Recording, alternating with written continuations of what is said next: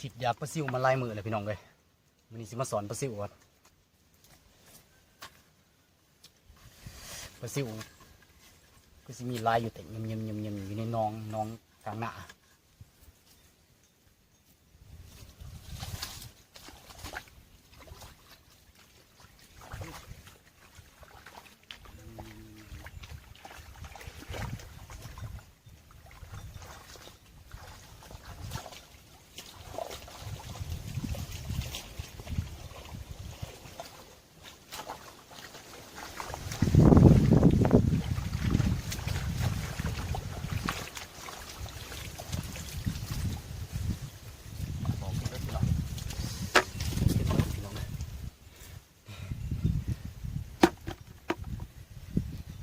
ใหญ่รีบน้องเลย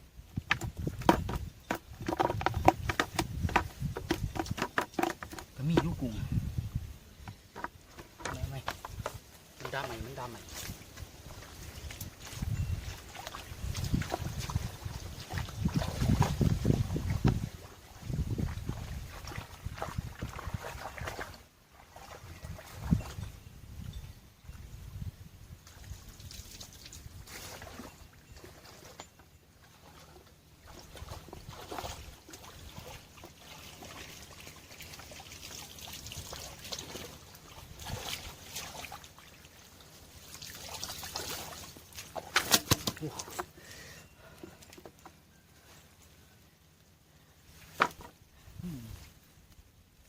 มันติดออกไปแล้วนะ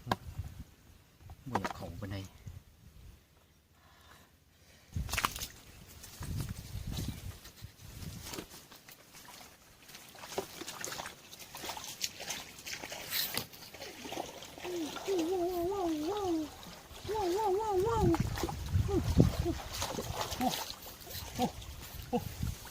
ไล่ดิพี่น้อง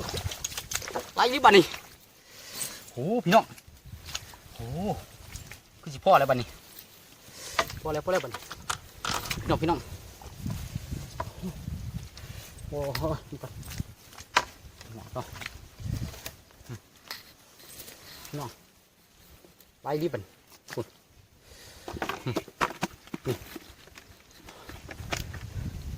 พอเลยบ้านี่แล้วกินได้อยากเลยสิไม่ได้ก่อยเลยแหละ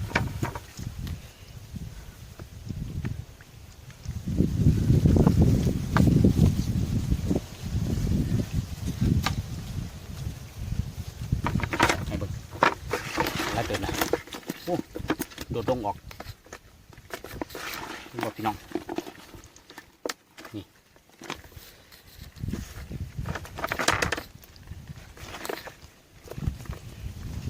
ไว้ประคอบ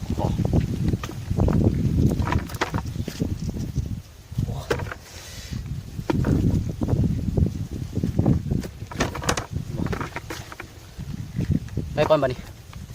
ไปหาก้อยก่อนมาเลยพี่น้องบัดนี้แล้วกินอยู่กลางไฮกลางหน้านี่อยู่กับม่วงนี่สอข้ากกเป่าบนสะพอนอยู่โบเห็นก็เลยมานั่งกินอยู่กับม่วงกระเย็นคือกันหน่อยเลยโอ้ยสุดยอดเลยอลังการงานสร้างก้อยใส่ไข่มดแดงใส่หมักทั่วก้อยปลาซิวปลาใหญ่เอามาตอนไม่ใหญ่มือแรงปลาคอปลาอย่างก้อยปลาซิวนี่เลือกกินแล้วโอ้ยอยากแห้งพี่น้องเลยเดี๋ยวตังค์ใช่ไหมโอ้ยเนี่ยพี่น้องบ่ได้เห็นนี่สุดยอดเลยพี่น้องคำโตง่ายยุบเขา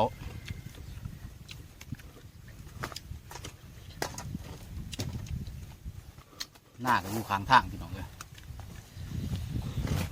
ไปมาใกล้กันคือกินก้อยปลาซิวนี่ก็หอมคุยก็ดัง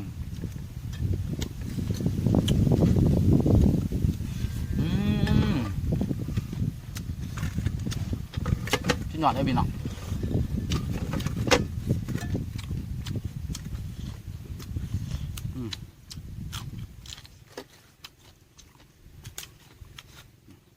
พันปลาซิว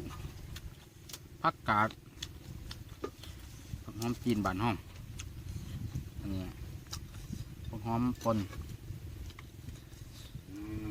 คำใหญ่ๆเลยพี่น้องกินแซ่บคุยแจวขับโตๆเลยพี่น้องก๋วยปลาซิวใส่หมักทั่วใส่หมูแดงมันก็มืดเท่านั้นแหละแซ่บ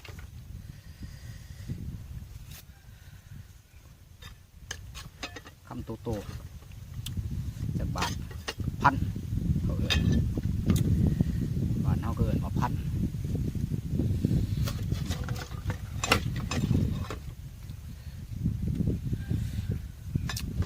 มีว่าแล้วพี่น้องเห็นอยู่บ่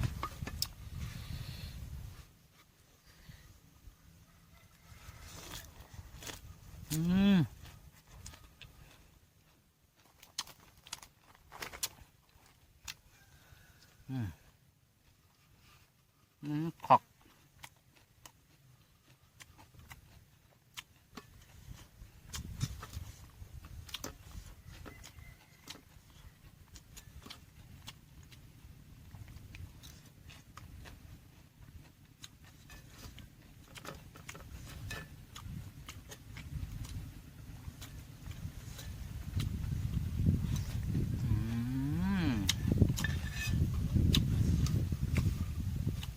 สุดยอด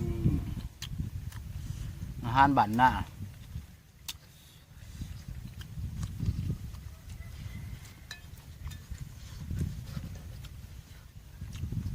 ยางมันด้นเลยพี่น้องยั่ว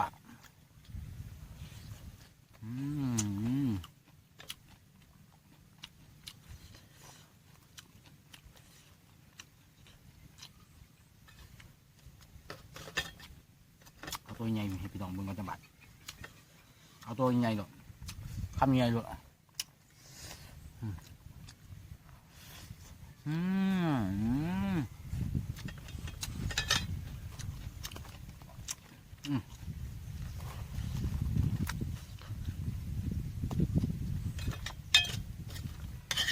คำสุดท้ายพี่น้องมันล่วงไปอันผมเขาละ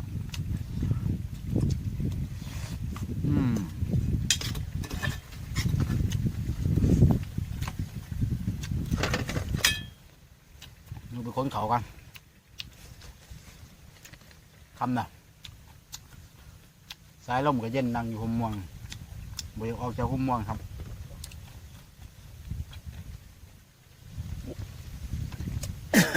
โอ้ยจากน้ำแห้งจนสมัครแม่นผู้ได้ว่าจมหาเหมือนสมพรบ่